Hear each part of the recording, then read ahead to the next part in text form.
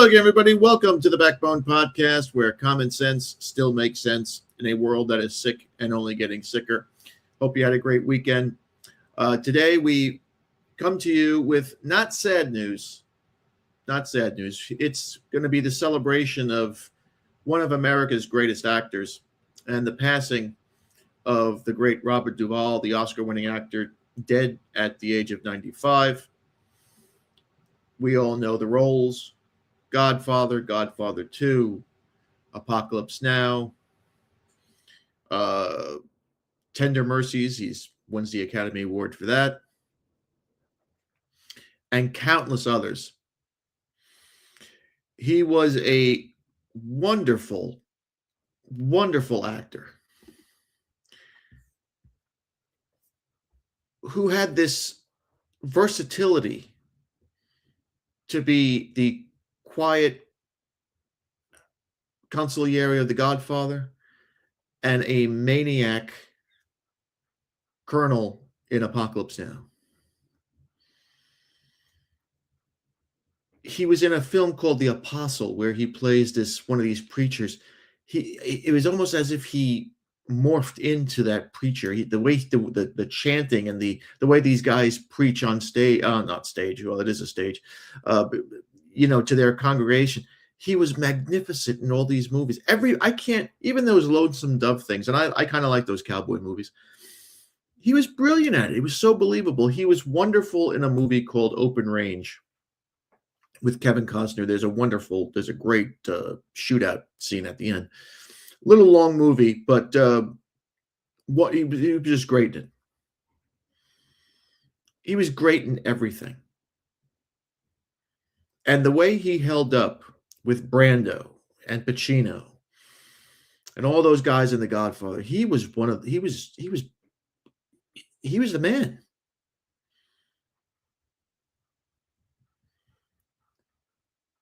Duvall didn't necessarily have the leading man looks, but he had what few character actors enjoy, and that is a very long, rewarding career in leading and in supporting roles.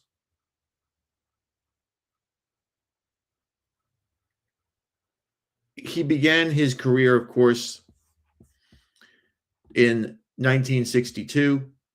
He was in the brilliant film To Kill a Mockingbird.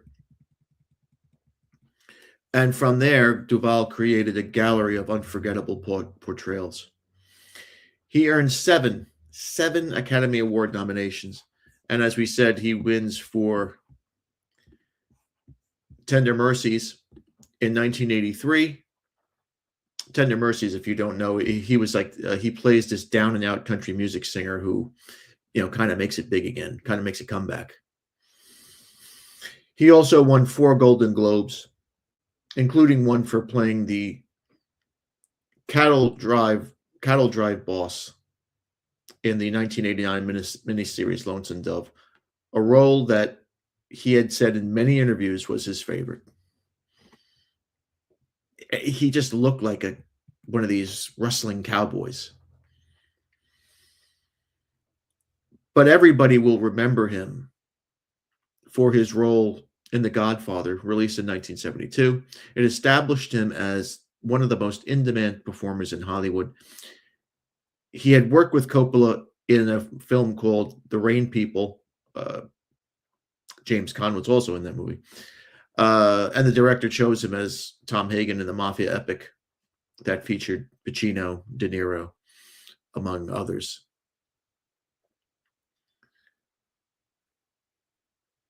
He was, as I said, he stood firm. He stood firm in that movie on screen with those giants. That's not something that's easy to do. He did it with grace. He was tremendous. And in Apocalypse Now, as we said, we talked about his versatility. Duvall was wildly out front. He was the embodiment of a deranged, ultra-masculine Lieutenant Colonel Bill Kilgore.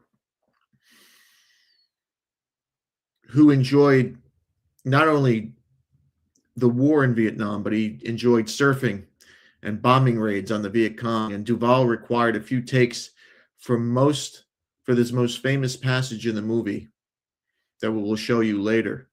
That is, it's part of film lore. It's just iconic.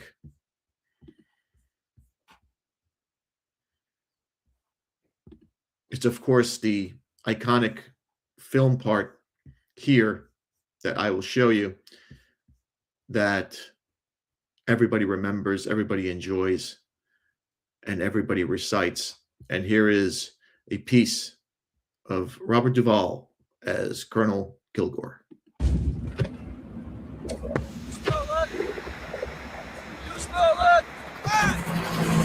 Napalm, son.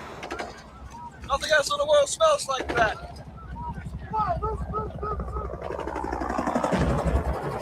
I love the smell of napalm in the morning. You know, one time we had a hail bomb for 12 hours. When it was all over, I walked up. We didn't find one of them, not one stinking dink body. Smell, you know that gasoline smell. The whole hill. It smells like victory.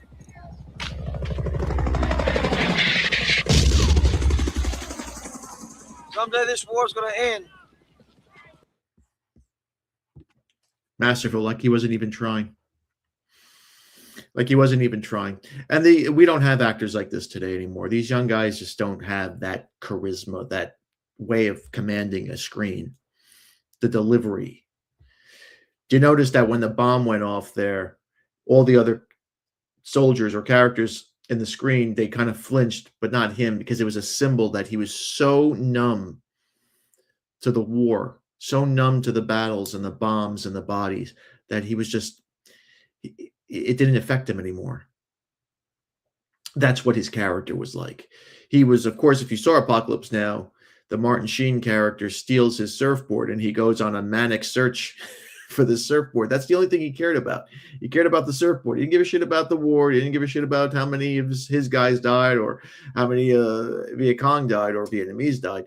He cared about that surfboard. That was the disconnect in reality. That movie was as brilliant as it gets, and you won't be able to make a movie like that today. Thankfully,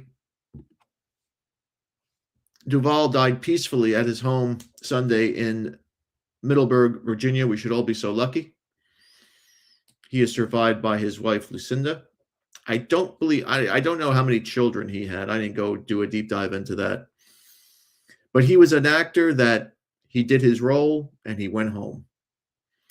You didn't hear about his politics. You didn't hear about any of these crazy, side projects like humanitarian thing. He was an actor, old school, real man, and we're gonna miss him. But he lived 95 brilliant years, especially in his career that spanned almost 60. So adio to you, Robert Duvall. You gave us some great memories. You gave us some great characters, and you gave us some great lines. And you will live forever because of your films, because of your characters.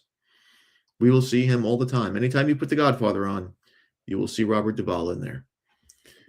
And there's my 2 cents. Thanks again for watching. Please like, subscribe, comment, and share. And remember, my friends, Satan is always busy. Be a man and have a backbone, because masculinity and common sense are worth standing up for. And remember, if it ends in an ism, it's a mental disorder. We'll see you later.